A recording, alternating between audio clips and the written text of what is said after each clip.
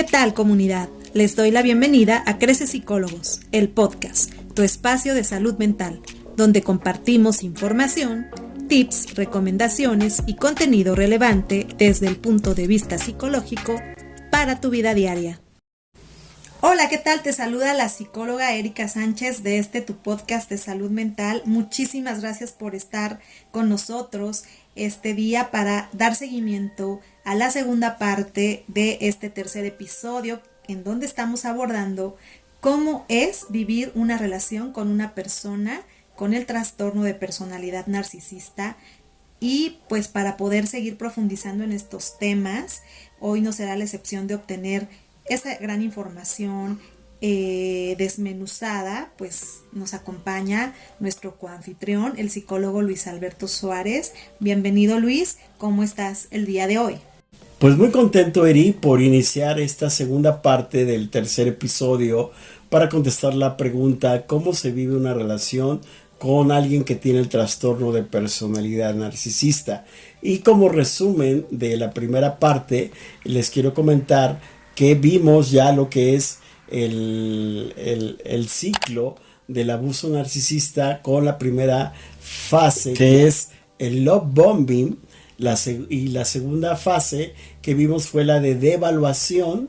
En ella vimos todas estas estrategias de manipulación que usa el narcisista para dominar, controlar a su víctima, y también vimos fenómenos psicológicos que ya empieza a vivir la víctima producto de esta manipulación sutil, dañina, abierta que tiene el trastorno, o de quien vive el trastorno de personalidad narcisista. Así que si no lo has visto y quieres enterarte de todos estos procesos, conceptos, terminología que vimos de la manera más sencilla para que la puedas digerir, la puedas reflexionar y puedas tomar decisiones importantes para tu integridad psicológica y tu salud mental, bueno, pues te invitamos a que vayas a ver este tercer episodio.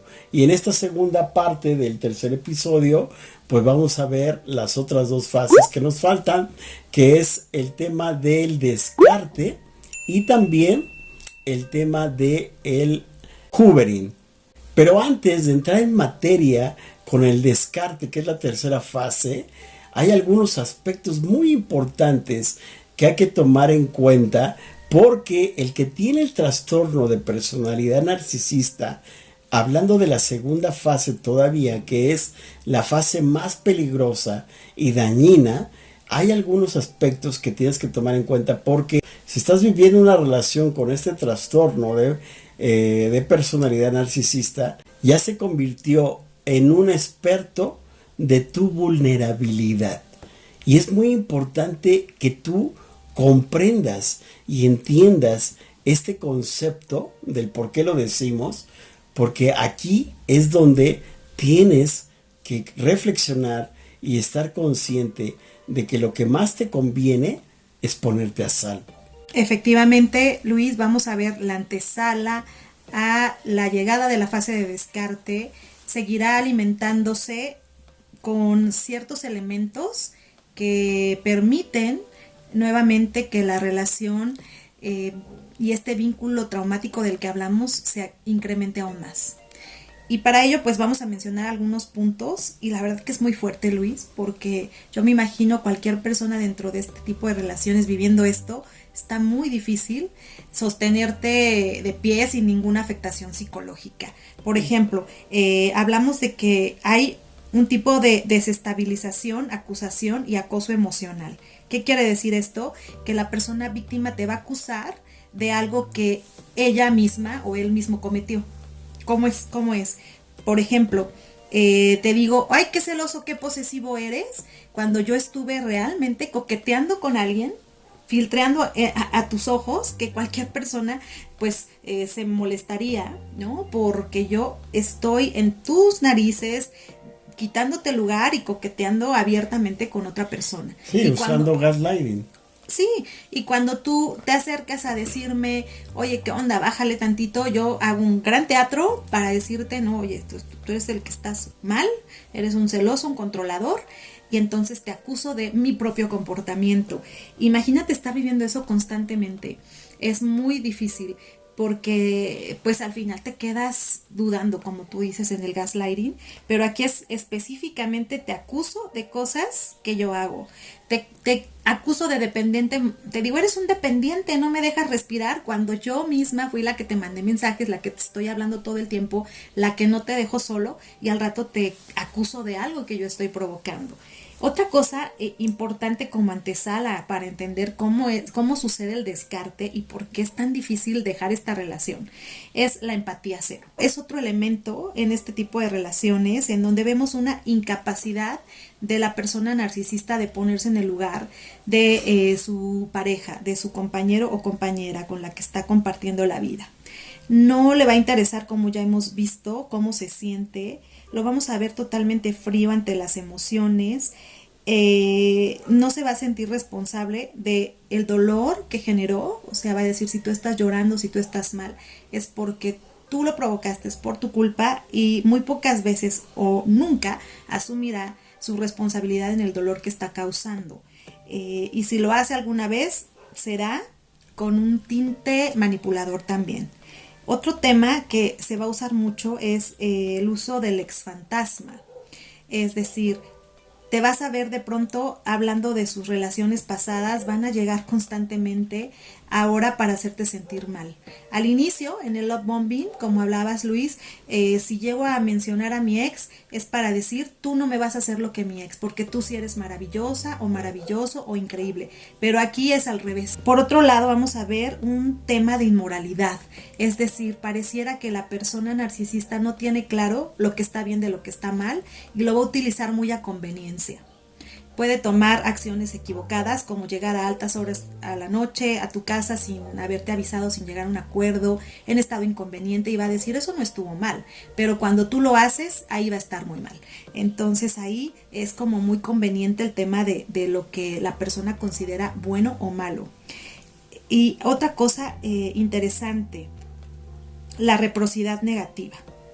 Eso significa que se va a focalizar en esta relación, en tus errores, en tus equivocaciones. Estas van a ser los focos de mayor reproche, pero sus errores y equivocaciones no serán tomados en cuenta o serán tomados por encimita. Constantemente se va a regresar el reflector a tus errores, a lo que tú hiciste mal, a lo que tú te equivocaste. Es incapaz la persona narcisista de reconocer sus responsabilidades, sus actos lesivos o inmorales.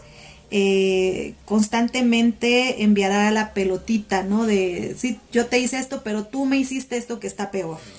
Bueno, sí, yo me equivoqué, pero tú provocaste que yo me equivocara, ¿no? Bueno, sí, yo no te traté muy bien, pero es por lo que tú me dijiste y por lo que tú hiciste. Entonces, constantemente va a haber ese regreso a observar tus errores y poco o nada de asumir sus propias equivocaciones dentro de la relación. Hipocresía y doble cara. Aquí vamos a encontrar que se muestra con una cara ante los demás y contigo ante otra, dependiendo de lo que le convenga, porque si le conviene estar mal con los demás para alejarte de las personas que pueden ser tu red de apoyo, así lo va a hacer. Entonces usa mucho la hipocresía, la doble cara. A él no le mueve la compasión, más bien preferirá utilizar un acoso depredador o el desprecio hacia ti. Conoce perfectamente de qué forma puede aprovecharse de ti, qué te tiene que decir para que tú caigas, cuáles son tus blancos fáciles, de qué manera él puede salir o ella puede salir beneficiado de tu comportamiento, sabe cuáles son tus dudas, sabe cuáles son tus inseguridades, sabe cómo manipularte, puede representar un gran papel casi de premio Oscar para que tú caigas, ¿no? En algún tipo de regreso, de perdonarle por algo que hizo muy equivocado, pues esa persona sabe utilizar muy bien la actuación. Y hablábamos de la relación parasitaria de abuso y explotación, pero ¿cómo es esta? Bueno, esto habla de que la persona narcisista empieza a abusar y a vivir de ti. Si tú tienes un trabajo independientemente que la persona narcisista también tenga un trabajo en donde gane muy bien, no va a compartir su dinero contigo, o sus logros profesionales no van a ser compartidos contigo.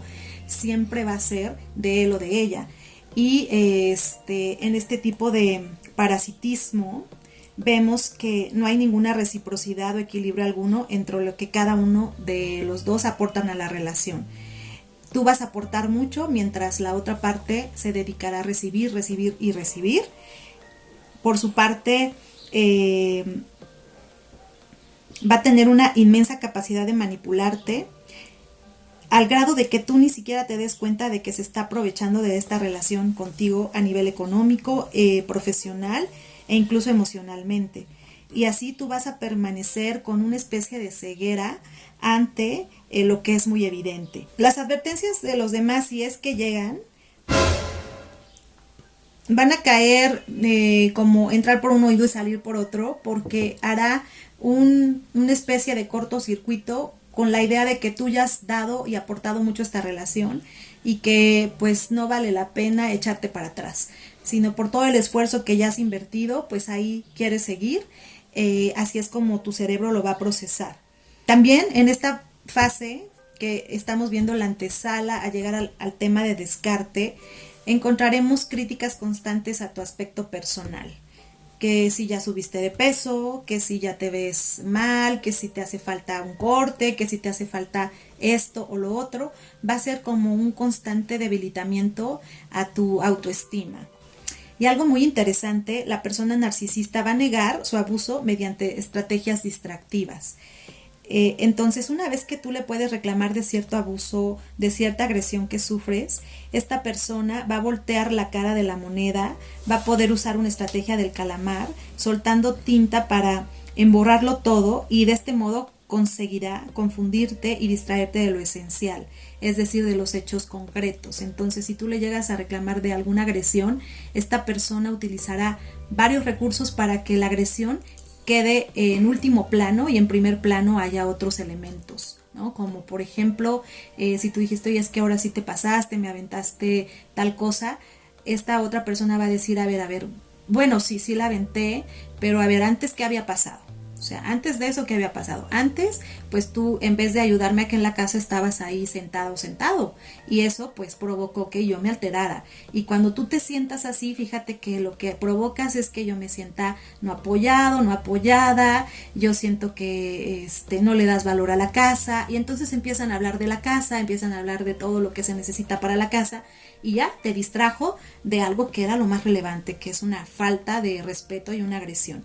Imagínate estar constantemente envuelto en este tipo de confusión, ¿no? Aquí ya la vemos de una manera pues muy específica.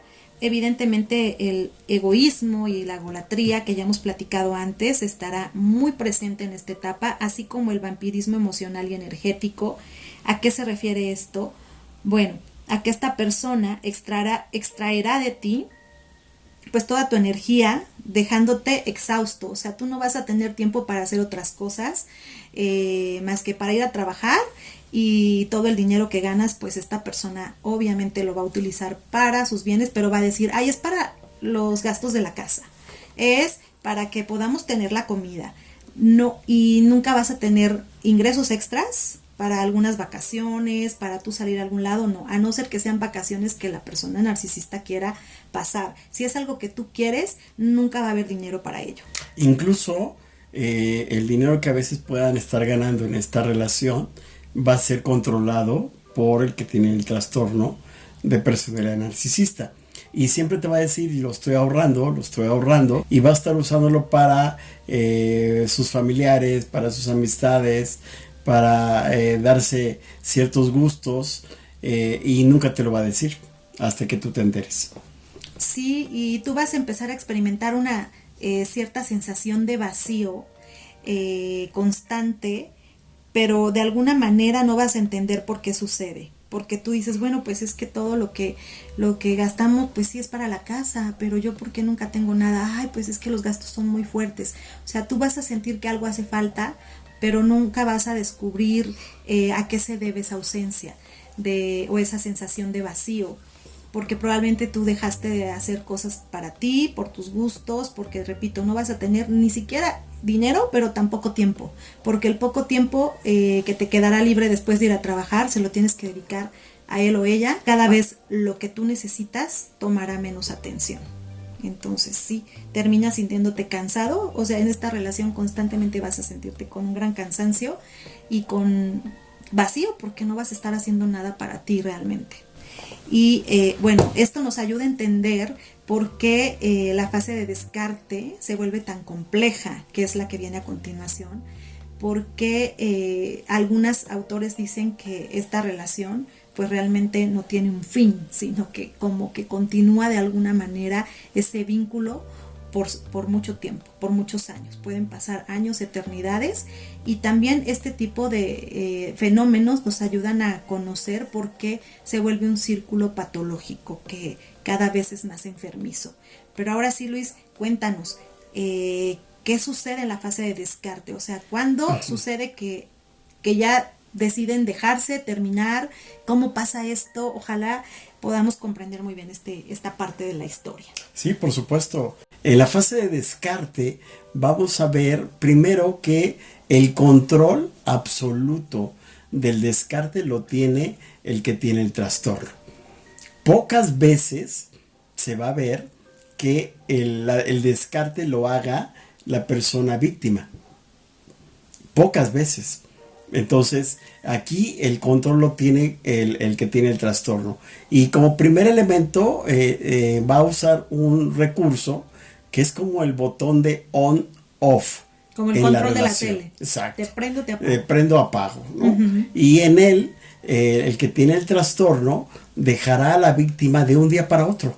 O sea, sin avisar. Y dejando a la víctima muy sorprendida y desconcertada. Recuerden que este es un rasgo de control y manipulación. Segundo elemento, pues va a haber un tratamiento de silencio absoluto, que es otra forma de abuso psicológico mediante el cual el que tiene el trastorno cierra toda forma de comunicación con la víctima.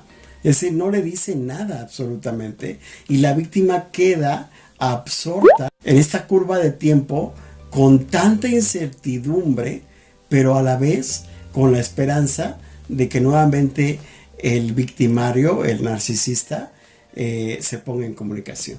El tercer elemento es una ausencia de cierre.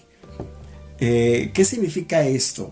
Que el que tiene el trastorno nunca deja un cierre concreto o específico con lo que está pasando con la relación. Es decir, ni la cierra, pero tampoco la abre. Con mucha manipulación mantiene el control de su víctima, dejándola siempre en un estado de incertidumbre todo el tiempo.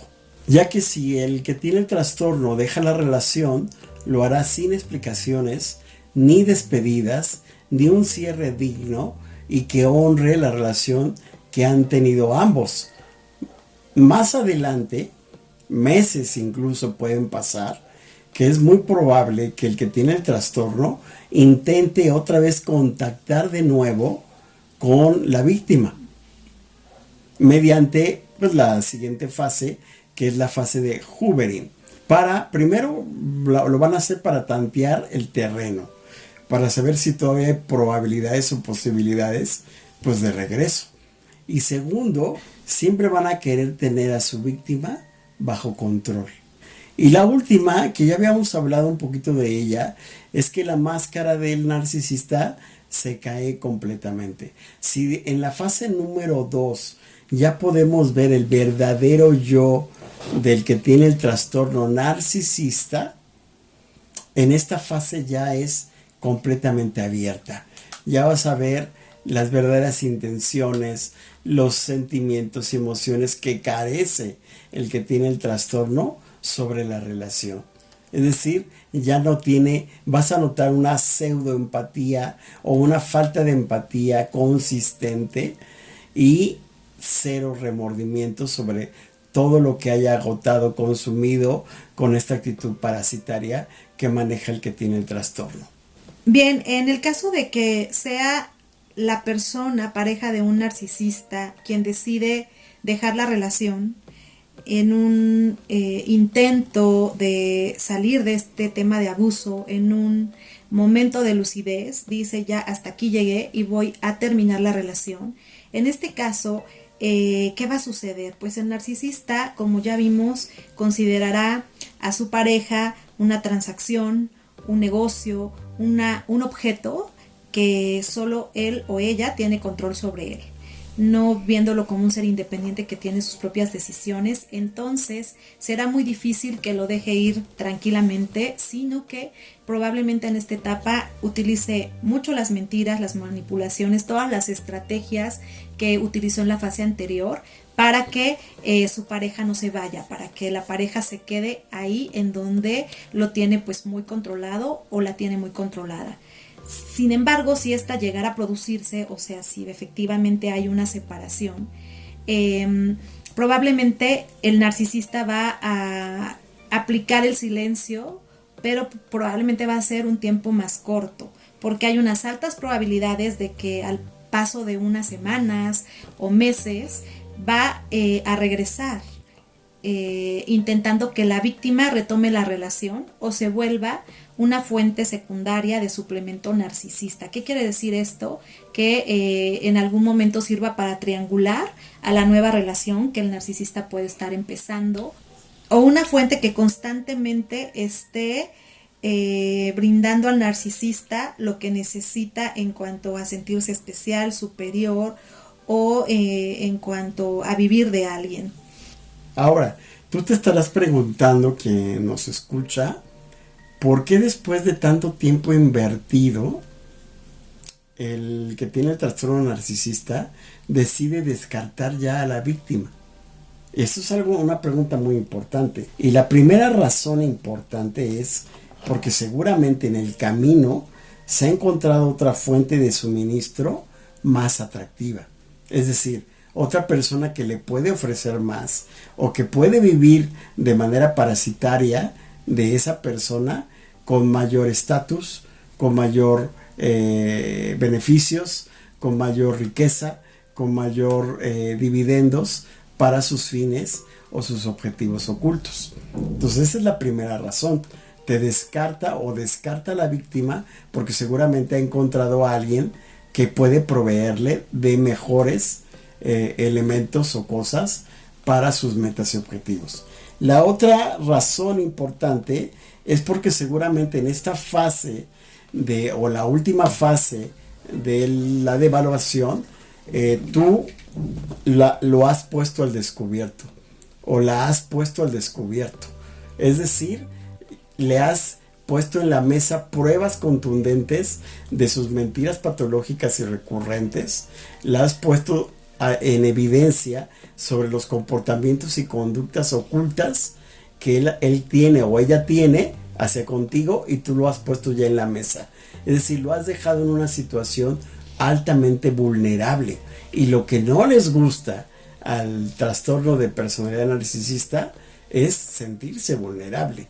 Entonces, al sentirse vulnerable, lo que va a decidir es descartarte, es poner distancia de por medio. Una, para que se te olvide o minimices o justifiques todo lo que tú ya has descubierto de él o de ella, y que él o ella pueda recuperarte otra vez, o si bien te va, él de plano no pueda con la vulnerabilidad que tú le has causado y se olvide de ti para siempre.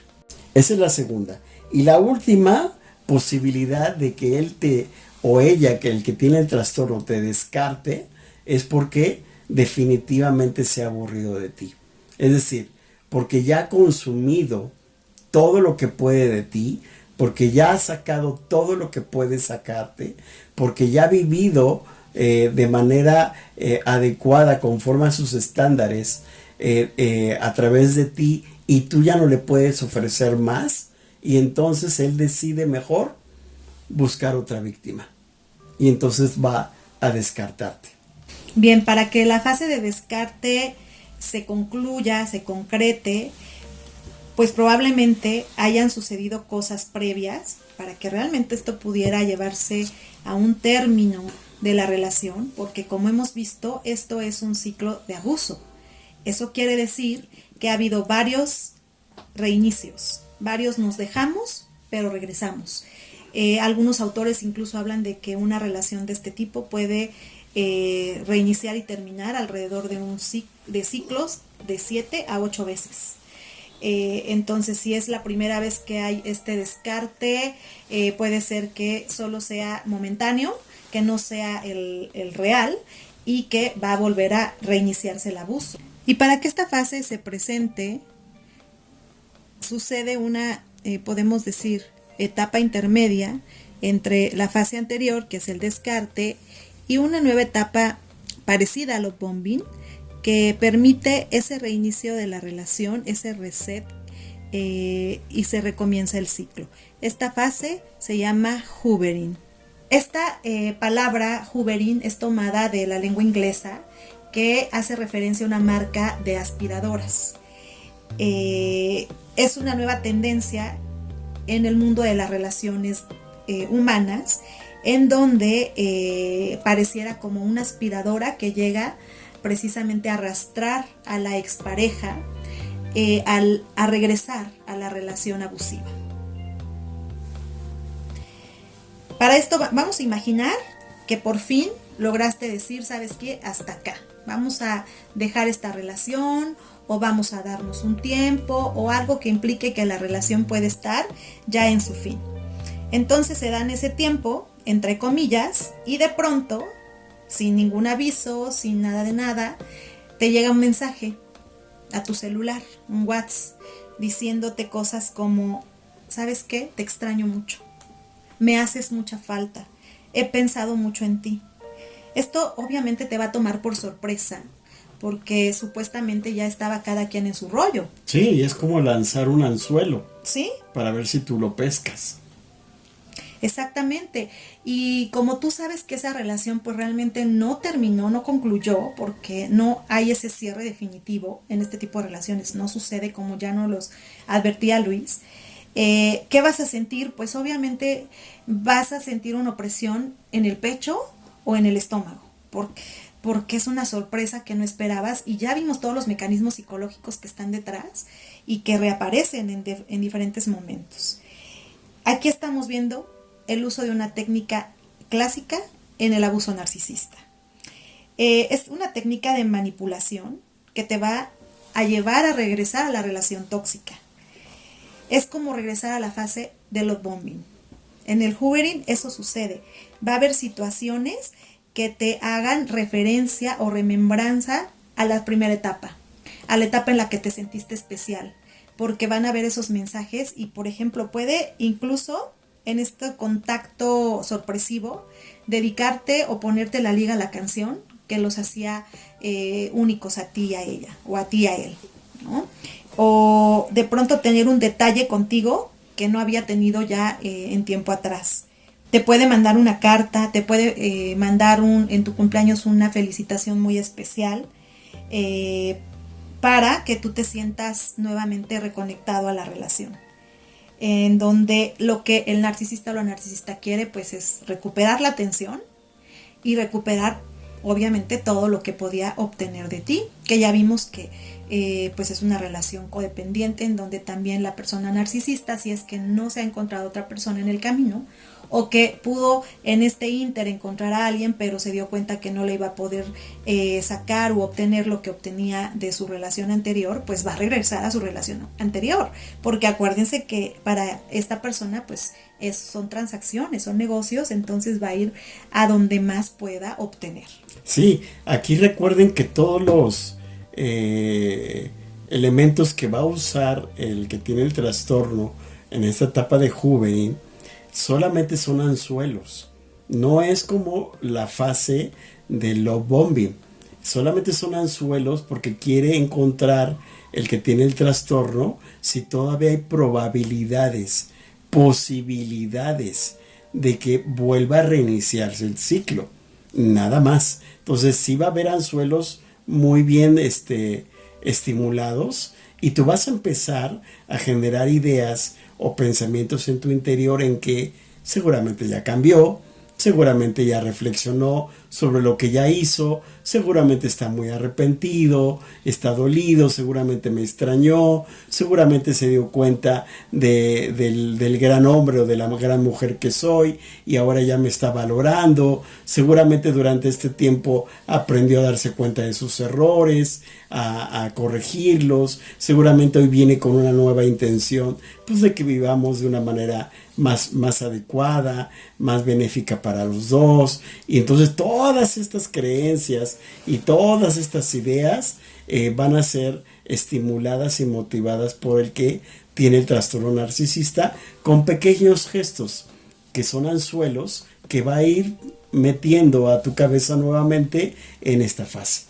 Sí, por supuesto. Y sabes que también va a tener estos momentos inesperados, como que de pronto llega tu trabajo de la nada y te tiene una sorpresa, ¿no? Aquí algo que vamos a notar en la etapa de hoovering, que el narcisista o la narcisista va a actuar como si todavía fueran pareja, como si no hubiera pasado nada. Y eso, pues obviamente a ti te va a entrar en esta confusión, pero también de alguna manera permitirá que esto continúe sucediendo, ¿no?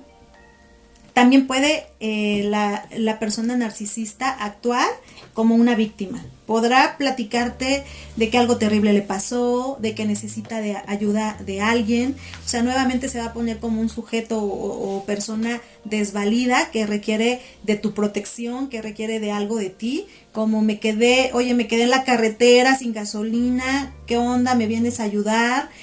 O ¿sabes qué? Murió tal persona, o mi mascota se enfermó, etcétera. Entonces va a utilizar muchos mecanismos para volver a tener tu atención. Busca que te preocupes nuevamente por él o por ella, y utilizará algunos engaños para que tú te vayas acercando. Esta técnica de aspiradora se caracteriza por amenazas también de autolesión. Es decir, que mira, si tú no vuelves conmigo, yo siento que el mundo se me acaba, no tiene sentido la vida, y puede haber incluso algún tipo de chantaje emocional de voy a acortar mi vida si tú no regresas conmigo. Claro que si tú realmente determinas que está en un peligro real, lo mejor es pedir ayuda al 911 si hay una situación así.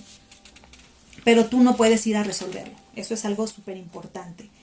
Bien, y el uso de todas estas estrategias en el hoovering, obviamente, en el caso de la víctima, que ya conocemos los procesos psicológicos que están afectándole, que están detrás de, van a hacer efectivamente que la víctima tambalee de su decisión y considere de manera muy positiva regresar con la persona que le ha ejecutado tanta violencia y tanto abuso. ¿Y esto a qué se debe? Bueno, aquí vamos a encontrar, aparte de los elementos que vimos anteriormente, también que la autoestima altamente afectada en esta relación de la víctima hace que la víctima se vea en esta situación de desprotección, en esta situación de necesitar de la otra parte, que efectivamente regrese con la víctima.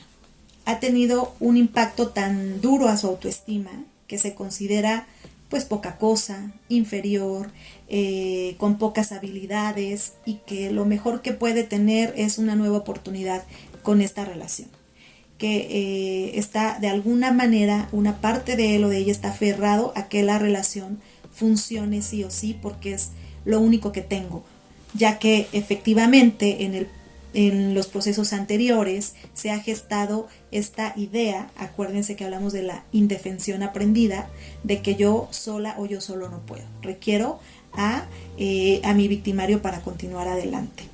Y esta autoestima tan debilitada, pues también hablamos de que se presentaron componentes psicológicos como al grado de que la víctima llega a pensar que es la culpable de todo, que es la que no hizo las cosas bien, que es la que falló, que por sus fallas, por sus errores, por sus equivocaciones, fue que la relación se desvalorizó, se desgastó y no pudo prosperar. Entonces, en este inter, en el que no estuve directamente con el agresor o el narcisista, mi mente de alguna manera continuaba aferrado a esos patrones aprendidos previamente, y sí puede haber esta tendencia de que yo mismo me culpo o yo misma me culpo porque la relación no haya funcionado. Y esto es bien sabido por el narcisista o la narcisista, y sabrá cómo utilizarlo para decir, mira, es que si tú no hubieras fallado en ello, seguramente estaríamos bien. Si tú me hubieras hecho caso, hoy no tendríamos por qué haber pasado por esto. Entonces, esto evidentemente provocará que tú consideres que si tú cambias esas cosas al regresar, nuevamente la relación ahora sí va a poder funcionar.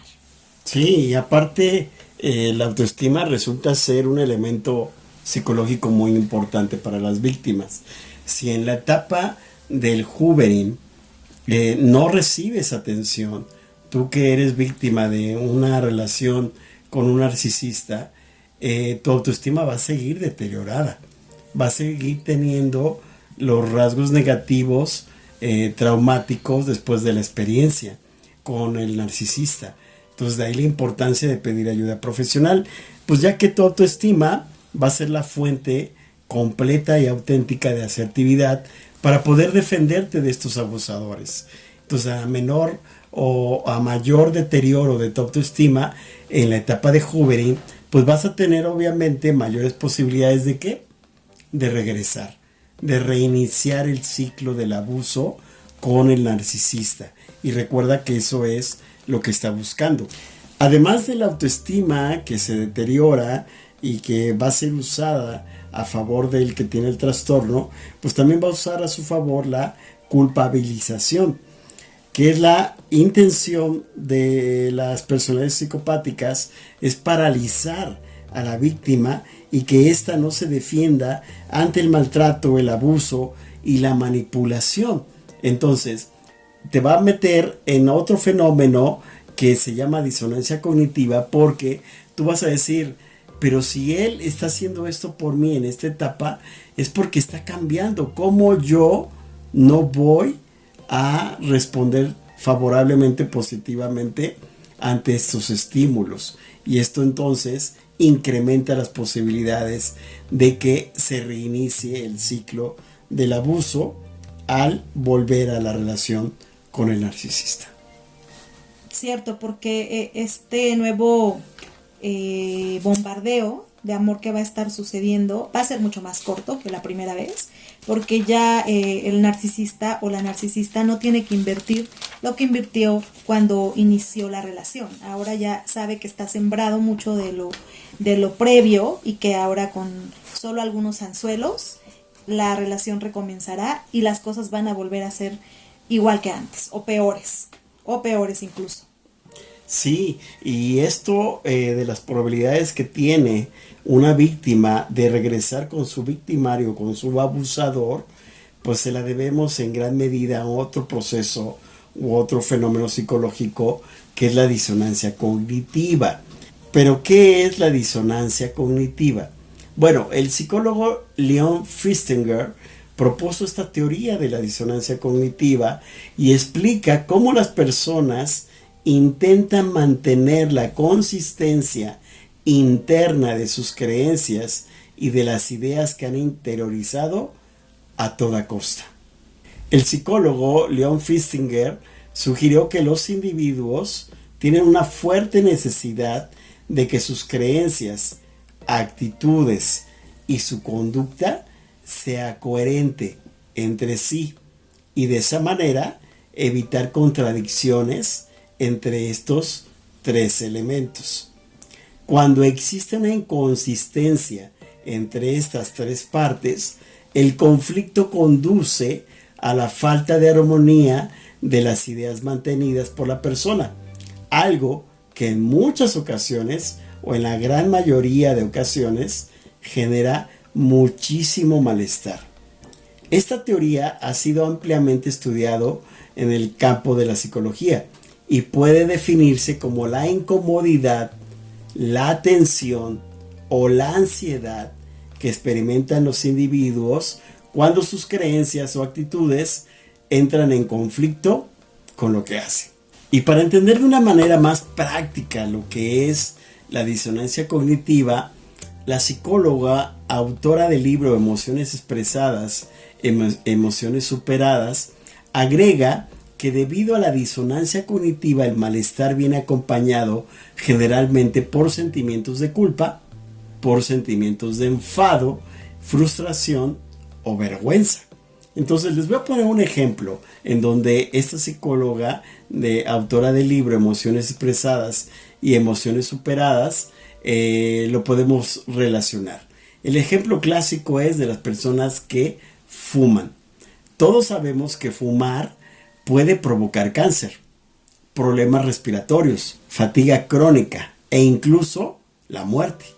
Pero, ¿por qué la gente, sabiendo todos estos efectos perniciosos que causa el humo, aún así decide fumar? Saber que fumar es tan perjudicial para la salud, pero continuar fumando produce un estado de disonancia entre dos cogniciones: debo estar sano y fumar perjudica mi salud.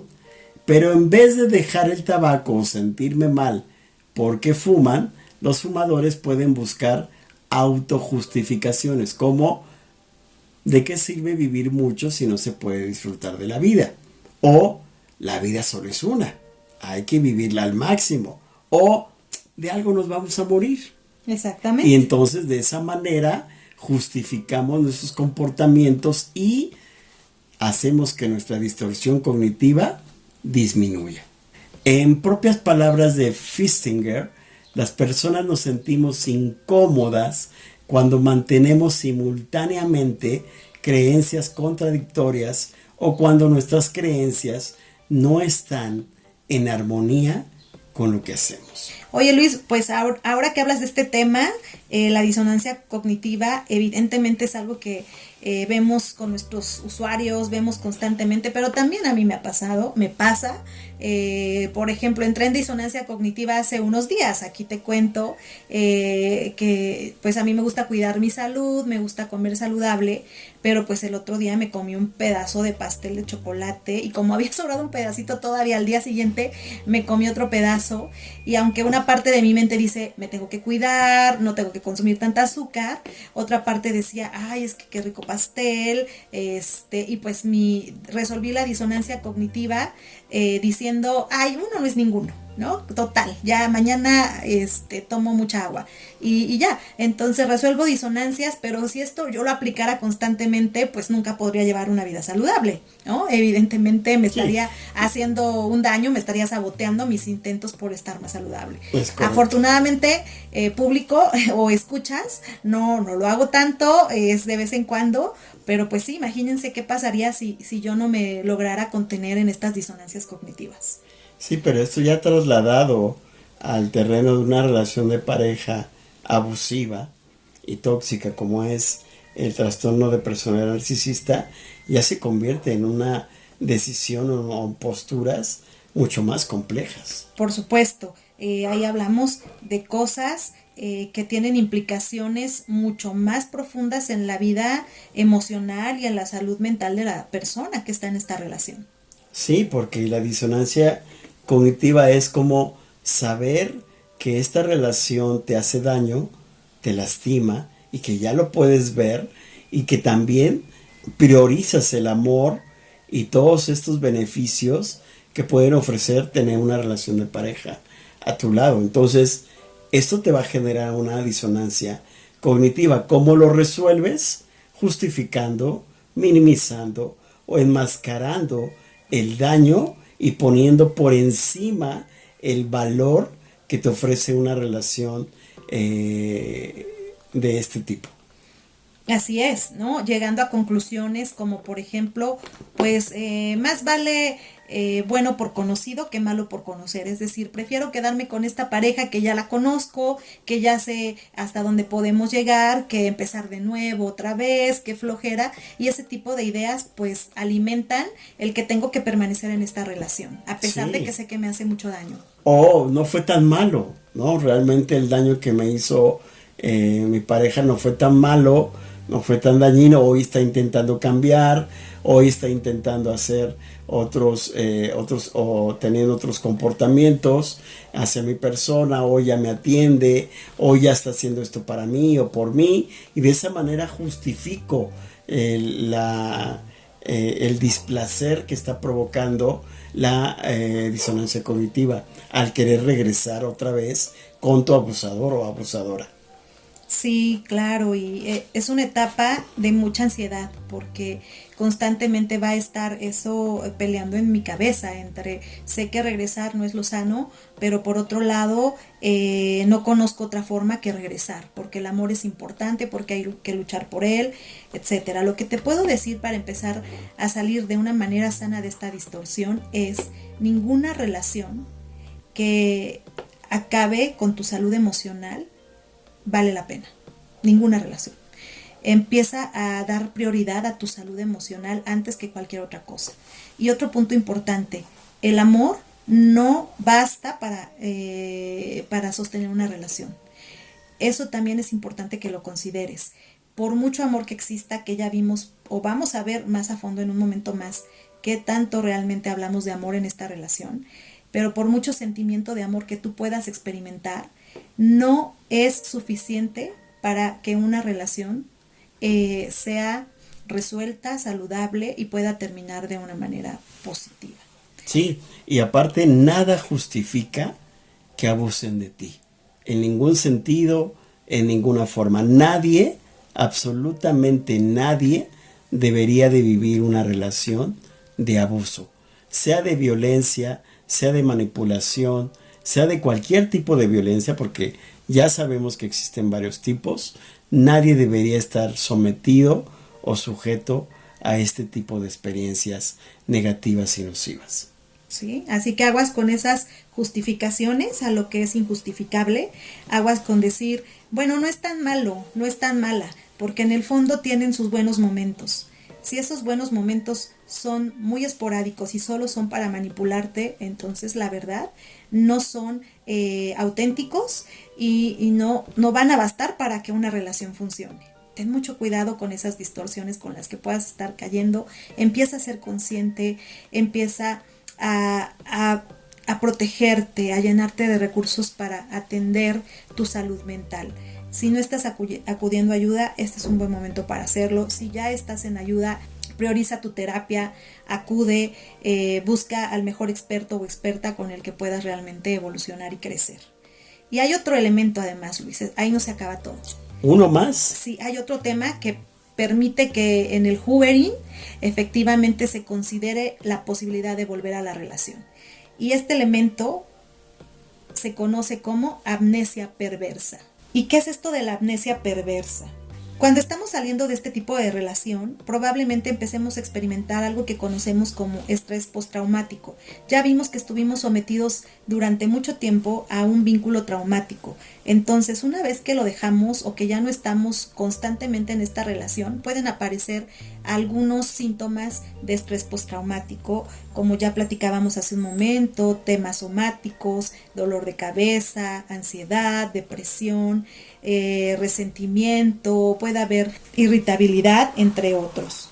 Y una de las cosas que sucede en esta etapa es la amnesia perversa. La amnesia perversa es cuando empiezo a responder por qué falló esta relación, qué estuvo bien, qué estuvo mal, y empiezo a encontrar en mi mente solo recuerdos, solo flashbacks o remembranzas de momentos positivos, agradables que viví con la persona.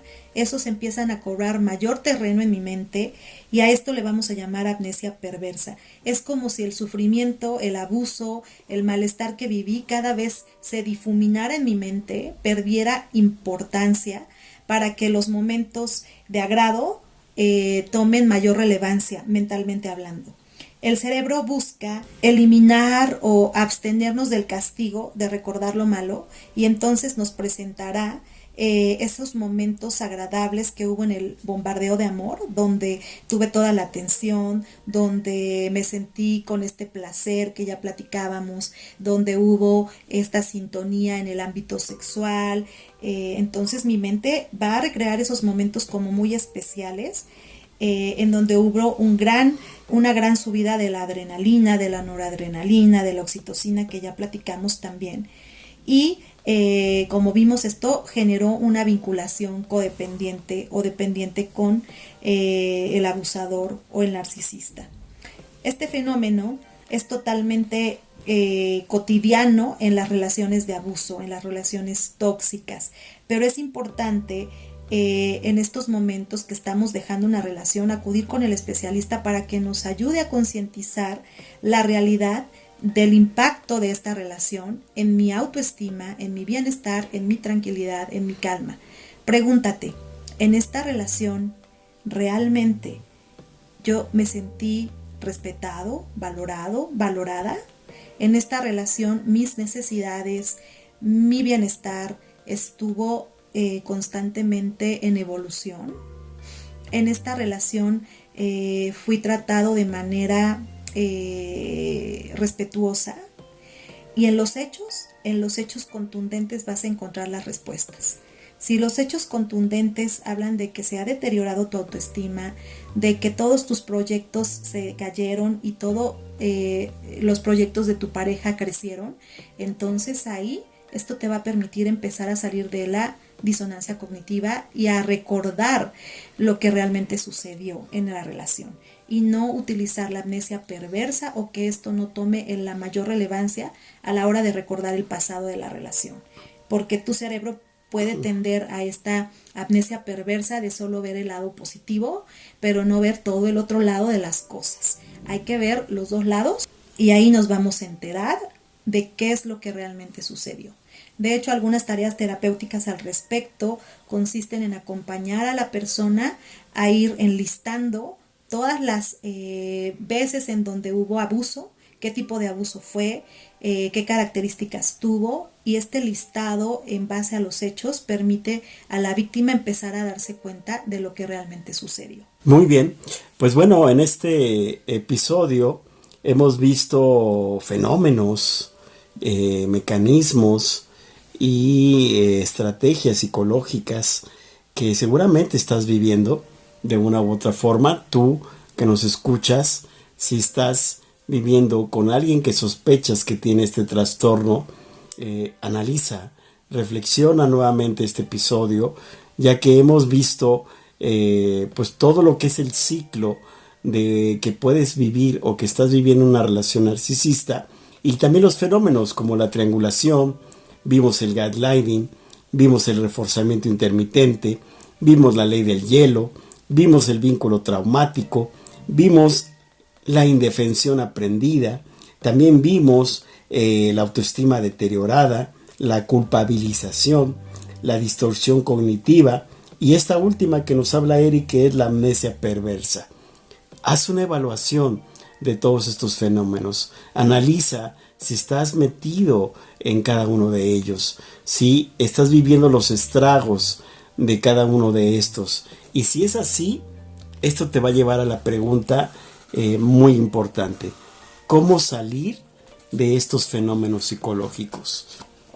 Y la mejor manera siempre será con un proceso terapéutico psicológico, un especialista que te guíe y que te lleve a entender de manera personalizada cada uno de estos fenómenos, si los estás pasando, los estás viviendo, para que puedas aprender de manera terapéutica otras formas de comportamiento, otras formas de entendimiento más sanas, más saludables para ti, y que de esta manera a ti te permita tener mayores recursos, mayores herramientas para, si estás viviendo ahorita en este momento la etapa de hoovering, es decir, estás pensando realmente de manera seria en la posibilidad de regresar con tu abusador o abusadora, con tu victimario, lo pienses más de 1000 veces, porque es volver a lo mismo, porque es regresar al abuso, porque es regresar a lo más dañino de esta relación, y no va a cambiar. No olvides que el que tiene el trastorno de personalidad narcisista, una vez que aparece en la vida adulta de una persona que tiene este trastorno, no va a desaparecer, no se va a quitar, no lo olvides, porque es muy importante que tomes decisiones. Y esperemos que con toda esta información que estamos colocando en este episodio, te ayude a tomar mejores decisiones para resguardar tu salud mental, tu integridad psicológica. Ahora bien, lo último que queda es contestar las 3 preguntas con toda esta información, las 3 preguntas que nos dejaron en nuestras redes sociales. Y la primera es, ¿el narcisista en verdad se arrepiente de lo que ha hecho? ¿De lo que ha hecho durante todas estas fases del ciclo del abuso narcisista? Para responder esta pregunta, tomemos en cuenta aquellos aspectos que hemos podido deslucidar a través de este episodio, desde la primera parte y la secuela, en donde tenemos que tomar en cuenta que para que exista la culpa, debe existir también una conciencia de la equivocación, del error que cometimos, así como también debe existir la empatía, el poder ver al otro y cómo se sintió el otro a partir de mis actos. Sabemos por diferentes estudios que hay un daño neurológico en las personas que tienen este trastorno que afecta la capacidad para ser empáticos. Entonces, viendo esta perspectiva, para un narcisista o una narcisista, el poder ver al otro es muy complicado. No es fácil que lo hagan, de hecho, es muy poco probable que lo hagan, de tal modo que no tendrán capacidad de ver que sus acciones provocaron un daño y ver sobre todo las emociones que generaron en el otro. Pudieran en algún momento sí darse cuenta de que algo estuvo mal, pero no lo van a reconocer, porque esto los hará verse vulnerables, débiles, y sabemos que esto es lo que menos una persona narcisista quiere vivir. Entonces, la persona con un trastorno narcisista no se arrepiente de lo que hizo. En todo caso, dirá, bueno, pude haberlo hecho mejor para que la persona no se fuera, ¿no? Debía hacer otras estrategias para lograr que la persona no se diera cuenta, no me descubriera, no se pusiera en esa posición de agarrar valentía para dejarme. En todo caso, esa será su reflexión, pero no estará enfocada en el daño que está ejecutando. Difícilmente lo va a ver, muy difícilmente. Y vamos a dar respuesta a la siguiente pregunta, Luis. ¿El narcisista, cuando está lejos de esta relación, realmente echa de menos a su pareja? ¿La extraña? Híjole, esta es una pregunta muy compleja, pero también al mismo tiempo, con toda esta información que hemos vertido en este episodio, creo que puedes tener elementos y recursos muy importantes para entenderlo. Y la respuesta es no. No a ti como ser humano.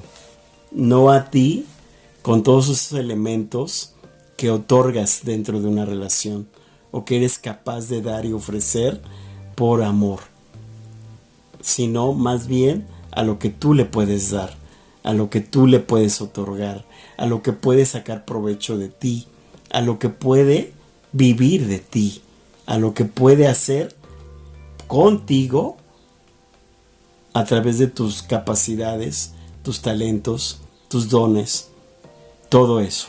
Echa de menos todos esos beneficios que tú le otorgas, pero no a ti, porque recordemos que para el que tiene el trastorno de personalidad narcisista, las personas son objetos, son transacciones.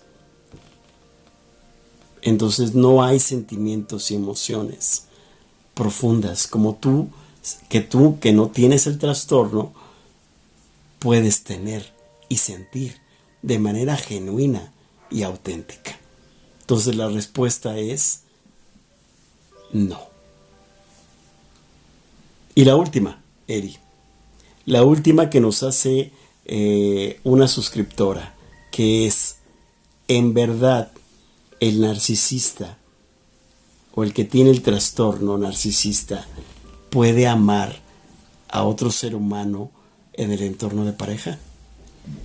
Vamos a dar respuesta a esta pregunta, evidentemente tomando en cuenta lo que ya hemos platicado, no solo en este episodio, sino en los episodios anteriores, y reconozcamos que para que pueda haber amor, uno de los elementos importantísimos es el atender las necesidades de mi pareja.